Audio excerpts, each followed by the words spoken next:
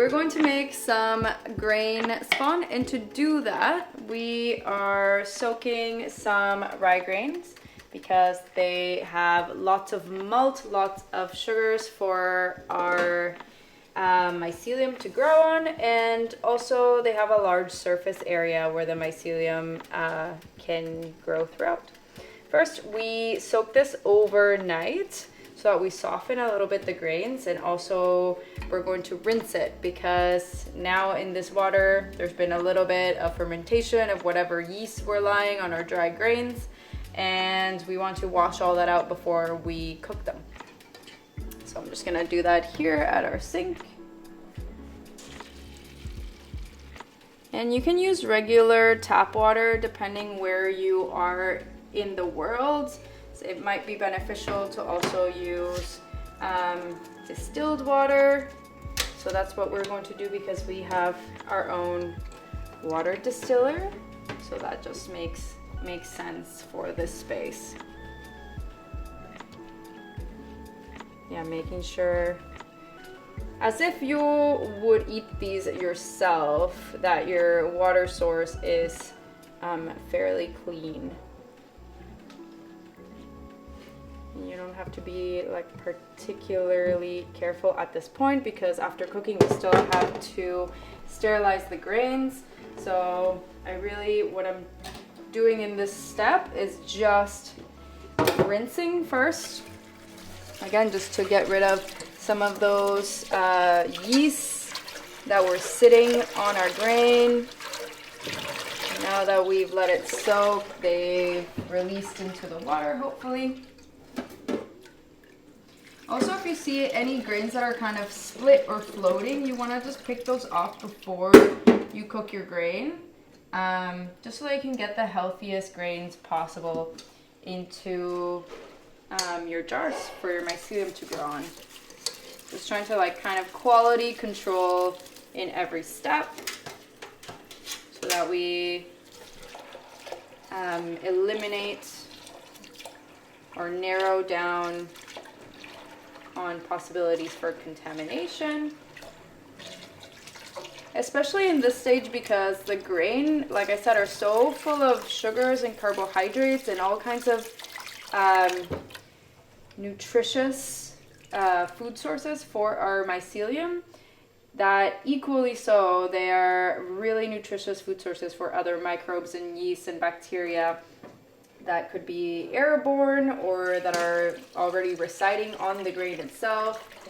So it's really important to be as sterile as possible in this stage so that you eliminate possibilities of contamination, because this is normally like the easiest place to find a lot of contamination.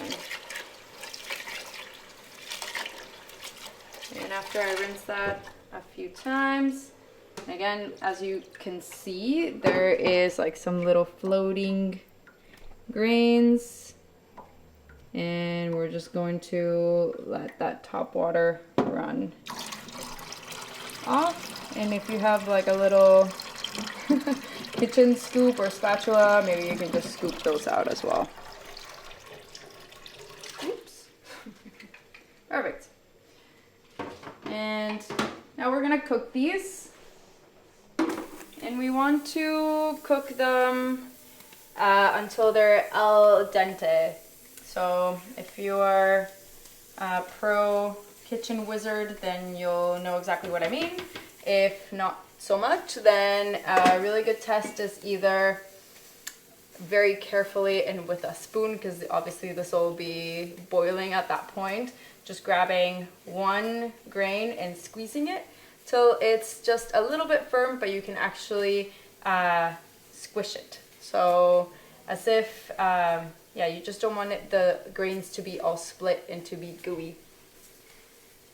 So we're going to fill this up with distilled water that we've distilled here in the lab. And just cover the grains. And for a little bit of extra nutrition for our mycelium, because this will go straight into the jars that then we will sterilize, this is a really good place to add some more nutrients. And I'm just gonna add like a pinch of gypsum. And all that gypsum is giving us is a little bit of extra calcium for our mycelium, which, as we know, is based in chitosan, which is a calcium carbonate, which is in the calcium carbonate family. So it's just going to help our mycelium matrix have a little bit more structure. You can give that a stir. And don't worry if you see some of this gypsum lumping at the bottom of your grains. Make sure you stir it well, but gypsum is not 100% soluble in water, so it's all very normal if you just see a little bit of it settling at the bottom of your boiled grains. So we're gonna cover that, and we're going to let it cook like 40 minutes normally is what I do. So depending again on like, for this kitchen burner is not the hottest, doesn't go to the hottest temperature possible. So for that reason, I'm just going to keep this kitchen thermometer so that I make sure that it gets to a boil. And once it's at a boil, another way to measure it is just let it boil for another 10 minutes. And then you can do the squeezing test. Boil, babies, boil.